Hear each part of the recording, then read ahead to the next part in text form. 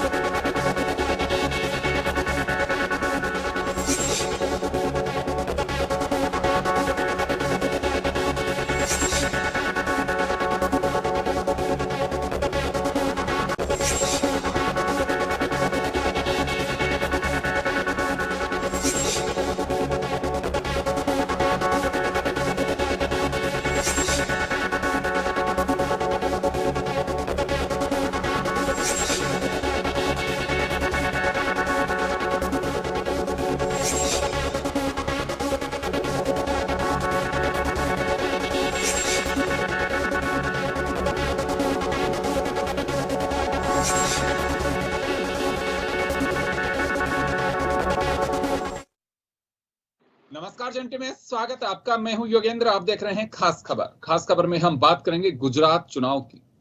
गुजरात की इलेक्शन की तारीखों का भी ऐलान हो गया है। काउंटिंग पहले पता लग गई थी, लेकिन डेट्स का ऐलान अब हुआ है 1 दिसंबर और 5 दिसंबर को। वहां के मतदाता भावी 182 विधायकों की किस्मत का फैसला करेंगे। कौन होंगे वो, ये फैसला 1 और 5 को होगा, लेकिन परिणाम 8 को आएगा। बीजेपी के अपने दावे हैं कि हम 24 साल से लगातार सुशासन दे रहे हैं। कांग्रेस का कहना है कि सरकार को बाहर भगाइए। आम आदमी पार्टी अपनी झाड़ू को चमकाने की कोशिश कर रही है। होगा क्या, देखने वाली बात है। पिछली बार पटेल आंदोलन, अब की बार कुछ ऐसे इश्यूज होंगे कि बिल्किस बानो मामला है, मोरबी मामला है। लगातार एक सरकार का जो टाइम है उसको लेकर के कांग्रेस को और दूसरी पार्टियों को लगता है कि एंटी इनकम्बेंसी होगी, और बीजेपी को लगता है कि हमारे पास में नरेंद्र मोदी एक ऐसा चेहरा है जो डबल इंजन की सरकार की बात कर रहे हैं। खैर होगा क्या, यह कहना बहुत मुश्किल है, लेकिन मुकाबला रोचक होगा। तो चलिए, तारीखों के ऐलान के साथ साथ ही, हालांकि कार्यकर्ताओं को बेशक इंतजार तारीख का था, बाकी तैयारी का नहीं। तैयारी पहले से शुरू हो चुकी थी। बस ये था कि कब डेट अनाउंस होती है और एक मूर्त रूप से हम काम शुरू कर देंगे। बाकी सारी पार्टियां अपनी ओर से पूरी तैयार हैं और एक तरह से रणभेरी बच चुकी है। तो चलिए हम चर्चा शुरू करेंगे। हमारे साथ रिजवान आवलिया विश्लेषक के रूप में जुड़े हुए हैं। गौतम राठौड़ जी हमारे साथ कांग्रेस से हैं। भाजपा से हमारे साथ सत्येन कुलवाकर हैं। सभी का स्वागत है। मैं रिजवान जी आपके पास आना चाहूंगा। इस बार ये तो कहा जा सकता है कि मुकाबला काफी रोचक रहेगा। हर इलेक्शन ही बड़ा रोचक होता है। पिछली बार पाटीदार आंदोलन था, अब की बार कुछ और मुद्दे होंगे।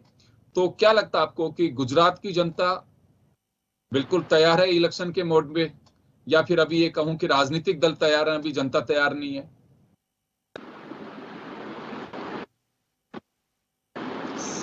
रिजवान जी अनम्यूट करिए। म्यूट है आपके यहाँ से, सिस्टम म्यूट किया हुआ है आपने, अनम्यूट करिए। हेलो जी। हेलो जी आवाज आ रही है? जी मैं बताना चाहूंगा कि गुजरात के अंदर इलेक्शन एक पर्व की तरह माना जाता है। और खास तौर पर ये कहना चाहूँगा कि अभी लोगों को शिक्षा और एजुकेशन, मेडिकल और खास करके महंगाई जो सबसे बड़ा इफेक्ट है। और रिसेंटली जो इश्यू हुए हैं गुजरात के अंदर, और अभी गुजरात के अंदर रिसेंटली एक पार्टी नहीं आई है, आम आदमी पार्टी, जिन्होंने गारंटी कार्ड वो उन्होंने बांटे हुए हैं। ठीक है, तो मेरा ऐसा मानना है कि सरकार, लोग इतने एक्साइटेड है कि भाई हम ऐसा नेता चुने, हम ऐसा सीएम चुने कि जो जनता के बीच के अंदर हर हमें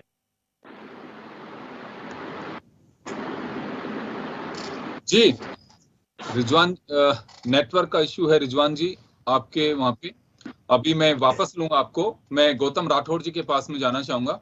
जी गौतम जी, इलेक्शन का अनाउंस हुआ है, उसके साथ ही में एक आपका रिएक्शन। चलिए एक बार मैं आऊंगा आपके पास में। रिजवान जी जुड़ गए हैं वापस हमारे साथ में। जी रिजवान जी, अपनी बात पूरी करिए। जी, तो कहने का मतलब सर वही है कि भाई जितने पिछले कोरोना के अंदर कई नेता थे, मैं कोई पार्टी की बात नहीं करता, मैं जनरली इक्वली बात करता हूँ कि हॉस्पिटल के अंदर ऑक्सीजन की व्यवस्था नहीं थी, बेड्स नहीं मिल रहे थे। तो जब नेता है वो प्रजा का सेवक है, ठीक है, जिन्होंने उनको, प्रजा ने वो नेता पर विश्वास रखकर उनको वोट दिया है, तो वो उनकी कटोकटी समय के अंदर अगर वो नेता उनके काम में नहीं आएगा तो कब काम में आएगा। ठीक है, प्रजा सिर्फ प्राथमिक सुविधाएं, रोड, रास्ते, नल, गटर, तमाम प्रकार की योजनाओं का लाभ ले रही है, लेकिन जब उनकी घड़ी आती है, ठीक है, आधुनिक विकास की जब बात आती है, जब टेक्नोलॉजी की बात आती है, जब एजुकेशन की बात आती है, मेडिकल की बात आती है, तो आज महंगाई इतनी है कि एक मध्यम और गरीब परिवार का इतना एफर्ट्स नहीं हो सकता। तो मेरा ऐसा मानना है कि अब ऐसी सरकार आए कि बिल्कुल निष्पक्ष और अच्छी तरह से गरीबों को खास मध्य नजर रखते हुए वो उनको जिस तरह से ज्यादा बेनिफिट मिले। ठीक है जी, चलिए आऊंगा मैं। गौतम जी आपके पास आना चाहूंगा। पहला रिएक्शन चाहूंगा, एक तो इलेक्शन डिक्लेयर हो चुका है उसको लेके।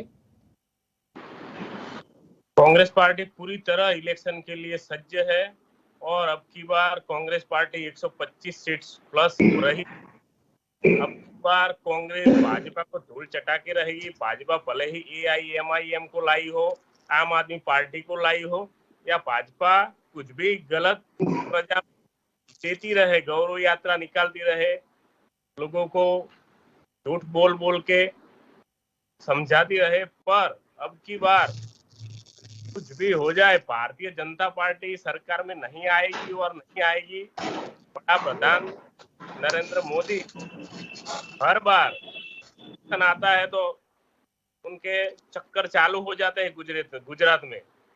अभी इलेक्शन डिक्लेयर हुआ, फिर भी उनकी तारीख आ गई कि 7-8 तारीख को गुजरात में आएंगे। उसके पहले 5-7 बार आ गए। हमारे मनमोहन सिंह जो इलेक्शन में कभी भी बार बार इस तरह आते ही नहीं थे, उनको पता है कि भी हमने काम किया है। और ये मोदी बार बार गुजरात आ रहे हैं, उनको पता है कि मैं नहीं जाऊंगा तो अब की बार सरकार बनानी बहुत मुश्किल हो जाएगी, इसलिए गली चौराहे चौराहे प्रोग्राम और मीटिंग दे रहे हैं। जी, तो आप 125 का दावा कर रहे हैं सर, 125 सीट का दावा कर रहे हैं 182 में से। पिछली बार 77 मिली थी आपको। तो ऐसा अभी 5 साल में क्या हुआ कि बीजेपी क्यों लूज करेगी और आपको वोट मिलेगा? ऐसा क्या लगता है आपको, क्यों, आधार क्या है उसका? अभी ये गुजरात सरकार की जो पॉलिसी चल रही है वो ऐसी पॉलिसी के छोटे जो उद्योगकार है वो तो सब पूरे हो गए, उनके धंधे चलते नहीं है। छोटे दुकानदार है, छोटी नौकरियों वाले हैं, उनको घर चलाना मुश्किल हो गया है। जो ये सरकार में आने से पहले बातें करते थे उसमें से तो कुछ भी हुआ ही नहीं है। और पूरा गुजरात पर केंद्र से ही चलता है, यहाँ का मुख्यमंत्री रिमोट कंट्रोल है, ऊपर से अमित शाह जो बोले वही होता है। अमित शाह अधिकारियों की बदली करता है, सबको मंत्रिमंडल में किसी को निकाल देता है तो किसी को रख देता है, सब कुछ ऊपर से ही रिमोट कंट्रोल से चलता है। नीचे के मुख्यमंत्री को रोड पे आप चलते देखोगे और मोदी गाड़ी में सबको हाथ हिलाता हुआ जाता देखेगा। इस तरह की सरकार इधर चल रही है। यहाँ का मुख्यमंत्री, चलिए मैं जवाब दिलवाता हूँ आपको। सत्येंद्र जी आपके पास आना चाहूंगा। अभी आपने सुना राठौर साहब को 125 प्लस। मेरी आपसे विनंती है कि ऐसी एक डिबेट 8 तारीख को भी आप शाम के टाइम पे रखें, बिल्कुल, और आप ही लोगों को जिससे आग्रह कि करूंगा कि आप लोग जिससे जरूर कि जुड़े मेरे साथ। मेरा आत्मविश्वास और मेरी बातें हम लोग वापस दोहरा सके। हमेशा जब भी चुनाव आते हैं लास्ट 27 साल से मैं ये एक सीक्वेंस देखता आ रहा हूं कांग्रेस पार्टी का। पहले विश्वास व्यक्त करना, फिर भारतीय जनता पार्टी पर दोष के टोपले डालना, उसके बाद चुनाव के दिन कोई तकलीफ हो रही है ऐसी बात करना, इलेक्शन के दिन ईवीएम की बात निकालना। ये 4 सीक्वेंस में लास्ट 27 साल से देख रहा हूं। मैं 5 साल से तो डिबेट की टीम में हूं, तो आए दिन टीवी पर मैंने ये जो इलेक्शन डिबेट्स है वो भी देखी है। यही सीक्वेंस उन लोगों ने जब जो पेटा चुटनी बोलते हैं, जो बाई इलेक्शंस बोलते हैं, अभी 8 बाई इलेक्शंस हुए विधानसभा के, 8 कौन जीता? तो कि भारतीय जनता पार्टी जीती। 26 के 26 जो यहाँ के सांसद है वो भारतीय जनता पार्टी से है। 34 सभी महानगर पालिका की सीटें हैं वो भारतीय जनता पार्टी के पास है। इस बार भी हम लोग 100 के पार 2017 के चुनाव में थे। इस बार भी जिस तरीके का अभी जस्ट आपसे बात कर रहा हूं और सी वॉटर का सर्वे आया है, वो सी वॉटर सर्वे में भी 131 139 सीट्स फर्स्ट हैंड दिखाई दे रही है, जिसको भी मैं खरा नकारता हूं, क्योंकि मैं जानता हूं कि इससे भी ज्यादा सीट गुजरात में भारतीय जनता पार्टी की आ रही है और आने के कई कारण होते हैं।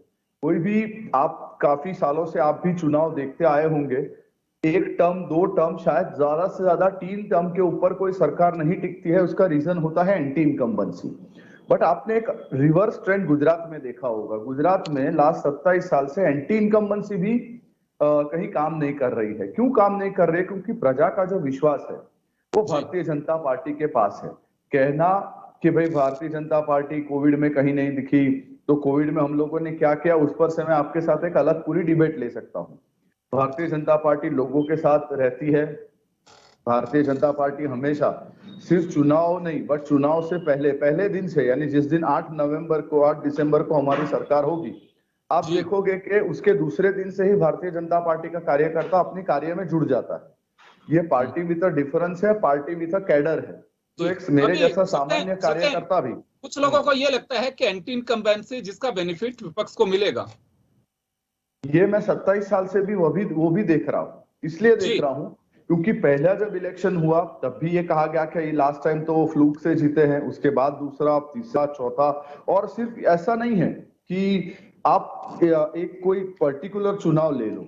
गुजरात में मैं आपको एक डेटा देता हूं जो बहुत इंटरेस्टिंग है कि 26 के 26 100% मेंबर ऑफ पार्लियामेंट जो है वो भारतीय जनता पार्टी के हैं। 100% जिला पंचायत जो है वो भारतीय जनता पार्टी के पास है। आप डेटा दे दो कि 2002 से लेके अभी तक जितने भी सर आप मुझे बोलने दीजिए, फिर आपका जब टर्न आएगा तब आप बोलिए। राठौर जी, आपका जब टर्म आएगा आप बोलिए ना, मुझे इश्यू नहीं है। 100% महानगर पालिका हमारे पास है, 93% नगर पालिका हमारे पास है, 86% तालुका पंचायत हमारे पास है और 61% जो एमएलएस है वो भारतीय जनता पार्टी के पास है। ऐसा इतना जो वाइड ये इलेक्शन पोर्टफोलियो कब किसी पार्टी के पास आता है? जब लोगों का विश्वास उनके साथ जुड़ा हुआ। मैं आज की तारीख में भी आपके माध्यम से कहना चाहता हूं कि भारतीय जनता पार्टी पर लोगों का विश्वास अस्मरणीय है और आने वाले दिनों में भी Bharatiya Janata party landslide victory की तरफ आगे बढ़ रहा है। चलिए राठौर साहब आप बोलिए, आप कुछ कहना चाह रहे हैं। 2002 से लेके अभी तक विधानसभा इलेक्शन आप सब देख लो, हर बार भारतीय जनता पार्टी की सीटें कम ही होती जा रही है। और पिछली बार अमित शाह और सब नेता बोल रहे थे कि हम 151 सीट लेके आएंगे और 2 आंकड़े में सिमट के रह गए, 99 सीट पर आकर रह गए। और जहां जहां नगर पालिका हो, महानगर पालिका हो, पंचायत हो, ये जहां जीत कर नहीं आते वहां कांग्रेस को या अन्य पक्ष को रुपए दे के खरीद के अपनी भाजपा में लेके सरकार बना देते हैं और बोलते हैं हमको जनमत मिल गया। इस तरह जनमत मिल जाता है, पैसों से खरीद के जनमत लेते हो आप। कांग्रेस के धारासभ्यों को लालच दे के, डरा के, धमका के, ईडी की रेड पड़वा के उनको ले लेते भाजपा में और फिर बोलते हैं कि हमारे पास बहुमत है। तो यह तो होता ही रहेगा ना इस तरह। तो आपके भाजपा के शासन में कितने भाजपा के नेता के घर ईडी की रेड गई है, आईडी की, सीबीआई की, कौन उनको कर गया? सब विरोध पक्ष वाले के वहां आपकी रेडें जाती है, उनको परेशान करते हो। कोई भी विरोध पक्ष का नेता हो, विरोध पक्ष का कॉर्पोरेटर हो, एमएलए हो, सांसद हो, उसको आप परेशान चलिए मैं करके- आऊंगा, आ रहा हूँ, वापस आ रहा हूँ आप लोगों के पास में। मैं रिजवान जी आपके पास आना चाहूंगा एक बार। आपके जी, जी। लाइट का इशू आ रहा है, लाइट आपके फेस पे कम है, जी, जी। काफी डार्क आ रहा है, तो चेहरा ठीक से दिखाई नहीं दे रहा स्क्रीन पे। आर्या है। पीछे आपकी एक लाइट जल रही है, अगर उसको बंद लाइट करवा बंद देंगे कर दो तो ना, शायद ऊपर। ठीक हो जाएगी, जी, जी। क्योंकि जी, पीछे सर। से बंद कर रहा है। हाँ, जी, जी, बराबर है सर। ये बात अक्सर ओके। अक्सर यह बात कही जाती है विपक्ष की ओर से, ईडी, सीबीआई, आईटी इनका दुरुपयोग कर जी। रही है। पब्लिक किस तरह से देखती है इसे? ये राजनीतिक बयान है या पब्लिक भी कुछ इसमें दिलचस्पी रखती है? जी, बिल्कुल पब्लिक भी दिलचस्पी रखती है, क्यों कि ज्यादातर अपना देखते हैं कि भाई पॉलिटिकल जो लोग हैं, जो विपक्ष है, ठीक है, जैसे कि उनके घर पे ही ज्यादातर ईडी है और सीबीआई है। क्योंकि मुझे ऐसा लग रहा है कि मैं तो एज ए सोशल वर्कर हूँ कि कहीं डर की राजनीति हो रही हो, कहीं धमकाने की राजनीति हो रही हो, मुझे ऐसा दिख रहा है। जी चले, लेकिन मैं दूसरी बात यह और कहना चाहूंगा कि अभी विपक्ष एक तो ये मान के चलता है कि एंटी इनकम्बेंसी होगी।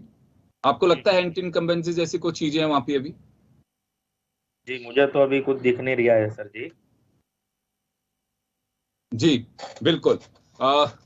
सत्येन आपके पास में आना चाहूंगा। अभी आपने सुना कि राठौड़ साहब जो कह रहे थे कि विपक्ष के नेताओं पे एक प्रेशर बनाने की पॉलिटिक्स की जाती है और हर बार दबाव डालने की कोशिश की जाती है। ईडी की रेड होती है, इनकम टैक्स की रेड होती है, सीबीआई को पीछे लगा दिया जाता है, कुछ इस तरह की बातें सामने आती हैं और हर बार विपक्ष से। और अब ये स्टार्टिंग नहीं है, ये पिछले लंबे समय से आरोप लग रहा है बीजेपी पे, और इलेक्शन के दरमियान हो सकता है कि विपक्ष और हमलावर हो इन मुद्दों को लेके। विपक्ष लास्ट 8 साल से केंद्रीय नेतृत्व पर एक भी बार कोई आक्षेप नहीं कर सका। तो ये दिखाता है कि भाई कितने ट्रांसपेरेंसी के साथ भारतीय जनता पार्टी की सरकार ने कार्यरत किया। आपके माध्यम से मैं इसके एग्जाम्पल के तहत देना चाहूंगा। क्यों राठौड़ साहब आ आप- रहा हूं, आपको अवसर दूंगा। आप- राठौड़ साहब आपको अवसर दूंगा। राठौड़ जब साहब, आपका चांस आया राठौड़ बोलिए, साहब मुझे आपको इश्यू अवसर नहीं है, दूंगा। मुझे एक बोलने बार दीजिए। सत्येन जी अपनी बात कर ले, मैं फिर आपके पास में आऊंगा। गौतम राठौड़ जी लौटूंगा आपके पास में, मैं सत्येन जी से पूरी बात कर लेने दीजिए। तो आपको मैं एक एग्जांपल देना चाहूंगा कि केंद्र की सरकार ने 5G ऑक्शन किया आज से 1-1.5 महीने पहले। 5G ऑक्शन का एक भी बार कहीं पर नेशनल या कोई भी चैनल पर विरोध हुआ हो, कहीं स्कैम की बुआई हो या कहीं गलत हुआ हो, ऐसा आपने नहीं देखा होगा। उसी के सामने उससे लगभग 10 टाइम छोटा ऐसा 2G का जब ऑक्शन हुआ, तब कनीमोजी, ए राजा, 2G, 3G, जीजाजी की कितनी बातें हुई, कितना भ्रष्टाचार हुआ और कहां तक वो भ्रष्टाचार गया। इस दोनों तफावत का 2G और 5G का जो ऑक्शन है, वही दिखाता है कि भारतीय जनता पार्टी की सरकार किस कार्य क्षमता के साथ कार्य करती है। और उसी का नतीजा है, उसी की फलश्रुति है कि लोगों का एक विश्वास रहता है। आप गुजरात में सड़कें देखिए, आप रास्ते देखिए, आप लाइट देखिए, आप रोजगारी देखिए। आज सुबह ही मैं पढ़ रहा था कि हाईएस्ट जीएसटी कलेक्शन गुजरात में इस बार हुआ है, आज के सारे न्यूज़पेपर में है। कहने का तात्पर्य यह है कि जब आप इंडस्ट्री को सेव करते हो, ईज ऑफ डूइंग बिजनेस देते हो, आप शिक्षण पे ध्यान देते हो, आप ऊर्जा पर ध्यान देते हो, कितने मेगावाट का प्रोडक्शन गुजरात करती है सबको पता है। तो ऐसी परिस्थिति में जब लोग सरकार को वापस से चुनकर लाते हैं, कांग्रेस का, विपक्ष का काम है और वो अपना काम करे, उनके लिए मैं उनको शुभकामना देता हूं। जीतेगा भारतीय जनता बिल्कुल पार्टी। बिल्कुल। राठौड़ साहब अब आपका कोई सवाल हो तो बताइए, सत्येन जी जवाब देंगे उसका। हाँ, ये जो बात करते हैं 2G 3G, तो बीएसएनएल को 2G 3G 4G क्यों नहीं दे पाए ये लोग? बीएसएनएल क्यों बंद कर देनी पड़ी? हमने तो 5G दिया। बिहारी की सरकार में मंत्री बने थे, टेलीकॉम मंत्री, तब उन्होंने बीएसएनएल बेच दिया और प्राइवेट कंपनियों को लाइसेंस दे दे के प्राइवेट कंपनियों को बड़ी कर दी। क्यों आप ये नहीं बोल रहे कि बीएसएनएल को हमने खत्म कर दिया, बीएसएनएल की जमीनें हमने प्राइवेट सब हमारे दोस्तों को बेच दी, एयरपोर्ट बेच दिए, एलआईसी बेच दी, और रोड की तो क्या बात कर रहे हो आप? ये गुजरात के आओ, बहुत इलाके दिखाता हूँ, हाईवे रोड बड़े बड़े खड्डों से भरे पड़े हैं, ट्रक पलटी खा जाती है। बारिश की सीजन में आपने बहुत वीडियो देखने मिले होंगे गुजरात के, बड़ी बड़ी गाड़ियां 4 व्हीलर अंदर घुस जाती है। विकास की बात तो बिल्कुल आप कर ही नहीं सकते। आपने विकास किया है, महंगाई में विकास किया है, बेरोजगारी में विकास किया है, शिक्षण महंगा कर दिया, ये सब बाबत में आपने बड़ा अच्छा विकास किया है। लेकिन राठौड़ साहब जनता के बीच ये मुद्दे लेके जा रहे हैं आप, पब्लिक हाँ, कितने अप्रिशिएट कर रही है इसे? जाते ही हम प्रजा के बीच में, और प्रजा इनसे बहुत परेशान है, भाजपा वालों से।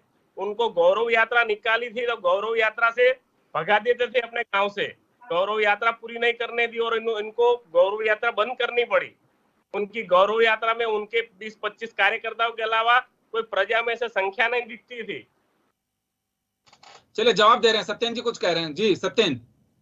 19 से फागवेल की यात्रा का मैं मीडिया इंचार्ज था। मैं खुद 9 दिन पूरे यात्रा में रहा हूं।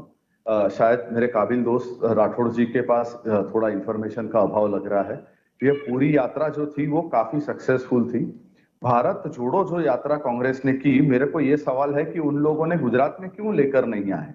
क्या वो गुजरात को भारत के साथ नहीं जोड़ना चाहते, या उनको उसका नतीजा पता था और डर के मारे उन्होंने? क्या कुंवारी तक सीधे जा रही है, वो मुड़ नहीं सकती, सीधे ही जाएगी। अच्छा, वो अच्छा रीजन आपने दिया, वरना हमारे पास तो जो कारण है वो ये है कि आपके पास यहाँ पर संख्या होने के चांसेस नहीं थे, इसलिए आप गुजरात में उनको कहीं डाइवर्ट ही नहीं कर पाए, या आपको शायद गुजरात के साथ इतना विशेष प्यार नहीं है कि भारत जोड़ो में आपने अपने गुजरात को लेना मुनासिब समझा। सरकार बौखला गई थी और मोदी साहब को बुलाना पड़ा आपको तुरंत हफ्ते में कि आ जाओ, यहाँ पर राहुल जी की बहुत ज्यादा संख्या हो गई है, अब आपको प्रचार में उतरना पड़ेगा।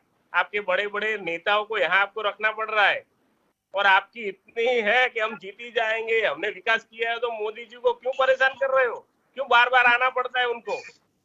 लेकिन मोदी जी क्या पहली बार गुजरात आ रहे हैं? मोदी जी का होम स्टेट है, दूसरे राज्यों में जहां पे भी विधानसभा चुनाव है नरेंद्र मोदी वहां भी जा रहे हैं, उससे पहले भी जाते रहे। स्टेट हारने की वजह दिख रही है कि होम स्टेट जाएगा तो पूरा देश की सरकार चली जाएगी, इसलिए वो यहाँ मेहनत कर रहे हैं। जी चलिए, अब प्रधानमंत्री के साथ साथ एक पार्टी के कार्यकर्ता भी तो हैं, नेता है पार्टी के। हाँ, पार्टी नेता है। 2 दिन बड़े बड़े ताइफे किए, 2 दिन घूमे, सब सभाएं संबोधी, और 31 तारीख को जब ब्रिज गिरता है तो 2 तारीख को वो शोक जाहिर करते हैं। 30 तारीख को ब्रिज गिरता है, 2 तारीख को शोक जाहिर करते हैं। 2 दिन अपना सब कार्यक्रम कर लेते, सब मजे कर लेते, फिर राष्ट्रीय शोक जाहिर करते कि मोरबी में इतने लोग मर गए, उसका मेरे को दुख है। तो उसके 2 दिन पहले मौज कर ली, सब अच्छे अच्छे कार्यक्रम किए मोरबी में। जिसको लगा है, जो गिर गए हैं, जो तकलीफ में, खबर लेने गए, तो पूरी हॉस्पिटल रंग रोगान करवाया, रोड नए बनवाए। तो जो पहले था वो उसके जाने। राठौड़ साहब ये मुद्दा है वैसे, राठौड़ साहब इस इलेक्शन में रहेगा ये मोरबी मुद्दा रहेगा? 135 लोगों की टका रहेगा मोरबी मुद्दा, 100%। चलिए सत्येन जी, मोरबी मुद्दे को लेकर के विपक्ष आप लोगों को घेरने की कोशिश करेगा, और जैसे कह रहे हैं पूरी तरह से मुद्दा है। केवल बात कांग्रेस की नहीं, आम आदमी पार्टी भी आप लोगों के लिए ये एक मुद्दा लेकर के आएगी। उसके अलावा प्रधानमंत्री जी को लेकर के राठौड़ साहब का एक सवाल है। इनका साफ कहना है कि पार्टी की स्थिति का अंदाजा लग रहा है, इस वजह से बार बार नरेंद्र मोदी को गुजरात आना पड़ रहा है। तो एक गुजरात के कर्मवीर की जो कटिबद्धता होती है उनके राज्य के प्रति, वो उसके तहत नरेंद्र भाई आज जब देश चला रहे हैं, फिर भी उनका गुजरात प्रति के उनकी जो कर्तव्य निष्ठा है वो ये दिखाती है कि वो उनकी गुजरात के लिए कितने, उनके जो कार्य क्षेत्र है उसके समय में से भी ये निकाल कर आते हैं। राहुल गांधी जी अभी सिर्फ सांसद रहे हैं, 24 साल के बाद कांग्रेस को पहली बार कोई गांधी परिवार के सिवा कोई प्रमुख मिला है, और वो क्या कर रहे हैं, वो गुजरात आने की तसदी नहीं ले रहे हैं। मैं हर बार सुनता हूं कि राहुल गांधी जी 2 दिन के लिए आएंगे, राहुल गांधी जी 3 दिन के लिए आएंगे, फिर एक स्टेटमेंट आ जाता है कि हमने ये सभा मौकूफ कर दी। ये सीरियसनेस दिखाता है किसी राज्य के प्रति। जो व्यक्ति चुनाव के टाइम पर भी अपनी पार्टी के लिए सत्येन जी, कांग्रेस में और भी नेता हैं, अशोक गहलोत वहां के प्रभारी हैं, प्रियंका गांधी हैं, खड़गे हैं, रघु शर्मा वहां मोर्चा संभाल रहे हैं, राजस्थान से उन्हें भेजा है। तो राहुल गांधी के बिना क्या मजा नहीं आ रहा आप लोगों को चुनाव का? आप ये समझिए कि अशोक गहलोत जी भी कितनी बार आए, उनका जो सिस्टम है, आप समझिए कांग्रेस की अभी परिस्थिति ऐसी है, एक गुजराती की कहावत है, एक जोड़ो 13 टूटे, ऐसी उनकी परिस्थिति है। उनके लास्ट टाइम 16 धारासभ्य चले गए, उनका कार्यकारिणी अध्यक्ष चला गया, उनका जो प्रवक्ता था, जो मेरे सामने हमेशा डिबेट में आया करता था, वो चला गया। तो ये टाइटैनिक जो भ्रष्टाचार की टाइटैनिक 27 साल पहले जिसको डेंट लगा था, अब वो धीरे धीरे पूरे की पूरी डूबने की कगार पर है। तो इसको छोड़ के लोग जा रहे हैं। उनको ये भी पता है कि ना उनकी विचारधारा है, ना उनके पास नेता है, ना नीति है, ना नेतृत्व है। ऐसी परिस्थिति में कांग्रेस की जो यहाँ की जो कल्पना है वो भी बहुत ही शर्मसार है, और इसी की वजह से उनके केंद्रीय मंत्री भी यहाँ पर आ नहीं रहे हैं। उनकी जो यादियां हैं वो ऑलरेडी लीक होने चालू हो गई है। जो लोग हैं उन्होंने पहले से मना कर दिया कि भाई हमको टिकट मत दो, जबकि भारतीय जनता पार्टी का जो चयन प्रक्रिया है वो एकदम ट्रांसपेरेंसी के साथ किया हुआ चयन प्रक्रिया है। सेंसिस लिया जाता है, सेंसिस के बाद स्क्रीनिंग कमेटी बैठती है, स्क्रीनिंग कमेटी के बाद पार्लियामेंट्री गुजरात पार्लियामेंट्री बोर्ड बैठता है, गुजरात पार्लियामेंट्री के बाद राष्ट्रीय पार्लियामेंट्री बोर्ड बैठता है, और वहां से चयन होके आता है। जबकि यहाँ पर होड़ ये लगी है कांग्रेस में, मैं आपके माध्यम से बता दूं कि कोई टिकट लेने के लिए तैयार नहीं। उनको ऐसा है कि हारने के लिए, कितनी बार हारने के लिए हम टिकट ले, इसलिए यहाँ के जिन जिन लोगों को ऑफर किया जा रहा है टिकट वो मना कर रहे हैं। ऐसी परिस्थिति में उनको इंट्रोस्पेक्शन करना चाहिए। कांग्रेस इंट्रोगेशन कर रहा है, जिस दिन उनको इंट्रोस्पेक्शन और इंट्रोगेशन का फर्क तफावत समझ में आएगा उनके लिए वो सही रहेगा। चले रिजवान जी, आपके पास आना चाहूंगा मैं। 2-3 मुद्दे हैं। पिछले इलेक्शन के दरमियान आपको ध्यान होगा कि पाटीदार आंदोलन काफी चर्चाओं में था। हार्दिक पटेल कांग्रेस के साथ में थे। इस बार हार्दिक पटेल कांग्रेस का दामन छोड़ के भाजपा के साथ में है। मुझे लगता नहीं है कि पाटीदार आंदोलन का कोई इस समय प्रभाव है। क्या रहेगा अंदर ये मैं नहीं कह सकता, लेकिन मुझे लगता नहीं है कि फिलहाल कोई चर्चा है वहां पे। तो क्या लगता है आपको कि कुछ करंट इश्यूज हैं वही बेस बनेंगे, पाटीदार आंदोलन रहेगा, या हार्दिक पटेल बीजेपी में चले गए तो बीजेपी को बड़ा बेनिफिट होने वाला है? जी बिल्कुल लगता तो नहीं है, क्योंकि पाटीदार आंदोलन तो उस टाइम पे जो चर्चा का जोर था उस टाइम पे वो चल गया। रिसेंटली मेरा ऐसा ऑब्जर्वेशन है कि रिसेंटली 1 साल के अंदर या 2 साल के अंदर युवा वर्ग है वो ज्यादातर बेरोजगार है, ठीक है। और खास कर इतने लोग, एक सरकारी भर्ती सिर्फ 2000 जगह ओपन होती है कि भाई 2000 जगह स्टूडेंट्स को जॉब पर लेना है, ठीक है। और उसका चलन इतना हाईएस्ट है कि अब वो सामान्य वर्ग फिर भी एक जॉब लेने के लिए भरता है, ठीक है। लेकिन 8-8, 10-10 लाख फॉर्म भरे जाते हैं सिर्फ 2000 जगह के लिए, ठीक है। वो भी एक सरकार की इनकम है, मैं ऐसा देखता हूँ। और उसके बाद लोग मेहनत करते हैं, रात दिन मेहनत करते हैं, फिर पेपर जो होता है वो लिंक हो जाता है, जिससे युवा वर्ग है उसका मोटिवेशन और उनका जो विजन है वो टूट जाता है। ये गुजरात में भी होता है क्या? गुजरात में भी होता है, क्योंकि बीजेपी के नेता राजस्थान में आरोप लगाते हैं ऐसा गुजरात में भी एक पेपर लीक हो जाते हैं, माफियाज वहां भी काम कर रहे हैं। आपने सर आई थिंक देखा ही नहीं है, गुजरात के अंदर इतनी बार पेपर फूटे हैं जिसका आप गूगल पे सर्च करोगे तो पता चल जाएगा सर। बिल्कुल कई बार पेपर फूटे हैं, एक बार नहीं कई बार फूटे। तो इसका असर पड़ेगा युवाओं पे कुछ? जी बिल्कुल, युवा वर्ग अभी बिल्कुल ऐसी पोजीशन पर है कि फिलहाल कोविड के बाद जो नव युवा है every year doctor, engineer, advocate, BComs कर जो बैकएंड की जॉब लेने के लिए जो लोग मार्केट में निकले हुए हैं, अभी इतने युवा वर्ग परेशान है कि जॉब की एक 10-12 हजार की जॉब लेने के लिए युवा भी परेशान है, क्योंकि लोगों के पास धंधे नहीं है, लोगों का अभी इतना 2% मैं माफी चाहूंगा सर, मैं रोकना चाहूंगा। तो ये आज हम बेसिक बात करना चाह रहे थे कि गुजरात का मूड क्या है, गुजरात की जनता क्या चाहती है, गुजरात में कौन से मुद्दे हो सकते हैं। समय समय पर हम आप लोगों को वापस से तकलीफ देते रहेंगे, जोड़ते रहेंगे। और ये हमारा पैनल अहमदाबाद से हमारे साथ में विशेष सहयोग के लिए जुड़ा हुआ है, भाजपा से, कांग्रेस से, और हमारे साथ राजनीतिक विश्लेषक रिजवान जी, आप सभी का बहुत बहुत धन्यवाद। और वहां की जनता को हम शुभकामनाएं देंगे कि वो अपने मताधिकार का प्रयोग जरूर करें। किसी को देना है वो आपका स्वतंत्र पे है, लेकिन वोट जरूर डालें। ये जन टीवी की एक अपील है। चले, बहुत बहुत शुक्रिया तमाम अतिथियों और दर्शकों का। खास खबर में इतना ही, दीजिए इजाजत, नमस्कार।